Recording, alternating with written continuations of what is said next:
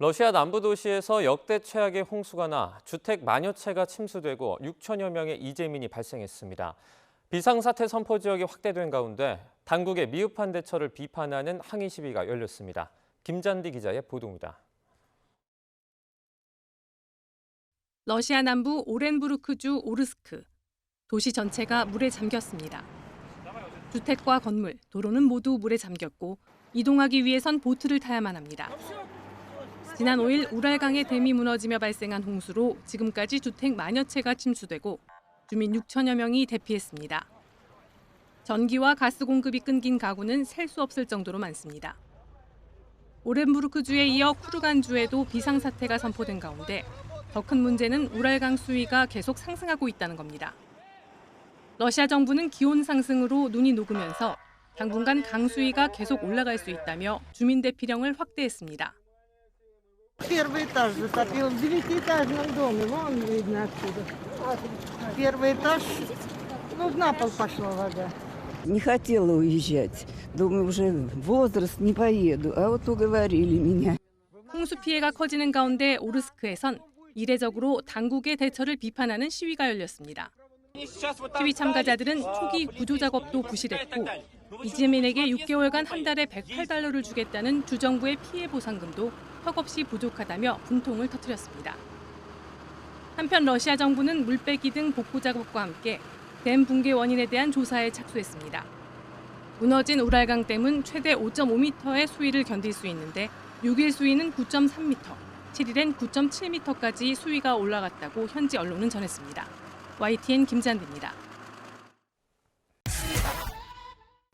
극심한 가뭄에 전력난을 겪고 있는 에콰도르가 에너지 위기와 관련해 두 번째 비상사태를 선언했습니다. 네, 반면 파키스탄과 러시아 등에는 폭우로 피해가 속출하는 등 지구촌 곳곳이 이상기후로 신음하고 있습니다.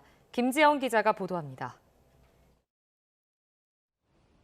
극심한 가뭄에 시달리고 있는 에콰도르. 댐마다 저수량이 줄어 곧 바닥이 보일 정도입니다. 이 나라는 전체 에너지원의 75%를 수력발전으로 충당하다 보니 전력 공급에도 차질이 빚어졌습니다. 결국 이번 주 초에 이어 다시 에너지 위기 비상사태를 선포하고 관련 시설에 군과 경찰까지 배치했습니다. Entre más diversa sea y combine diferentes tipos de fuentes de bajas emisiones, tiene mayor fiabilidad, es mucho más segura y tiene mucho menos riesgos de estar sometidos a los cambios del clima. 반면 파키스탄에선 폭염이 이어져야 할 4월에 이례적인 폭우가 쏟아졌습니다. 때 아닌 홍수와 벼락 등으로 희생자가 속출했고 삶의 터전이 무너졌습니다. माजूर खा हूँ कि पीके गवर्नमेंट से भी और मरकजी गवर्नमेंट से जो अभी तक जो है यहाँ पर जो डिज़ास्टर हुआ है लोगों को इमदाद पहुँचाने में रोड बहाल करने में बिजली बहाल करने में नाकाम रही है. 러시아 우랄강 범람 여파로 카자흐스탄에도 홍수가 나 주민 10만여 명이 대피했고 지난 16일 12시간 동안 1년치 비가 쏟아진 두바이도 공항 활주로 침수 등 피해가 커서 나흘 만에야 항공기 운항이 정상화됐습니다.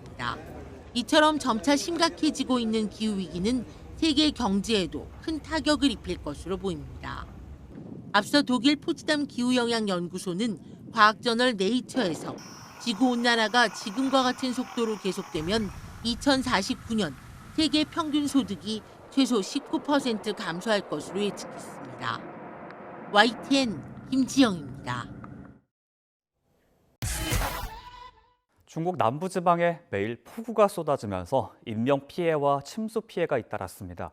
100년 만에 한 번 나올 홍수라고 하는데 비는 25일까지 이어질 전망입니다. 황보선 기자가 보도해드립니다.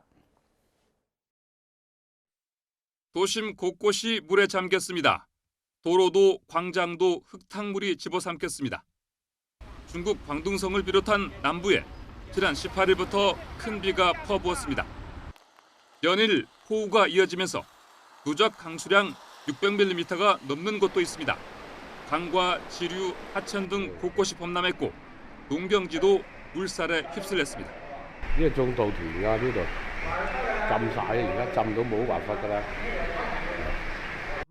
현지 매체들은 100년 만에 한 번 발생할 규모의 홍수로 광둥성에서만 주민 11만 명이 대피했는가 하면 농작물 수천 헥타르가 수해를 보는 등 재산 피해도 어마어마하다고 보도했습니다. 지금까지 10여 명이 사망하거나 실종되는 등 인명 피해도 늘고 있습니다. 前年开始吧，就震撼是相对是比较大的，还有今年，因为以前很小见的洪水，它涨到这个位置的。 중국 기상당국은 모레까지 비가 이어질 것이라고 예보했습니다. 특히 오늘은 광둥성을 중심으로 폭우가 쏟아지겠으니 비 피해를 보지 않도록 대비해야 한다고 당부했습니다. YTN 황보선입니다. 기후위기로 전 세계에서 이상기후가 속출하는 가운데 온난화가 계속되면 25년 뒤에 세계 평균 소득이 19% 감소한다는 연구 결과가 나왔습니다. 탄소를 덜 배출한 가난한 나라일수록 타격이 더 클 전망입니다. 장하영 기자의 보도입니다. 보스니아 헤르체고비나에선 4월 중순에 눈보라가 휘몰아쳤습니다.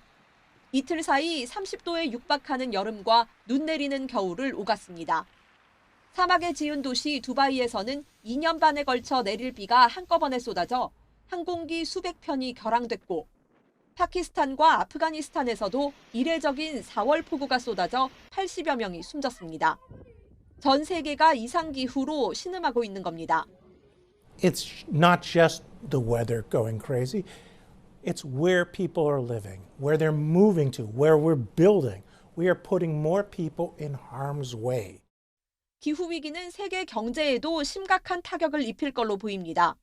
독일 포츠담 기후영향연구소는 과학저널 네이처에 지구온난화가 지금 같은 속도로 계속되면 2049년 세계 평균 소득이 최소 19% 감소한다고 발표했습니다. 기온 상승 이외의 다른 기후 요소를 고려하면 피해 규모는 50% 이상으로 늘어납니다. 특히 저위도 지역의 저소득 국가 피해가 큽니다. 탄소 배출량이 적은 가난한 나라가 그동안 탄소를 더 많이 배출한 고소득 국가보다 최대 61% 더 큰 피해가 예상됐습니다. 저위도 지역은 해수면 상승, 홍수와 같은 피해에 직접적으로 노출돼 있는 데다 기후 재난에 대응할 역량이 부족하기 때문입니다. 최근 10년 동안 기후 재난으로 숨진 사람은 아프리카와 남아시아, 중남미 등 탄소 배출에 책임이 거의 없는 최빈국에 집중됐습니다. 이 같은 기후 불평등이 심화할 거란 암울한 전망을 이번 연구 결과도 보여주고 있습니다. YTN 장하영입니다.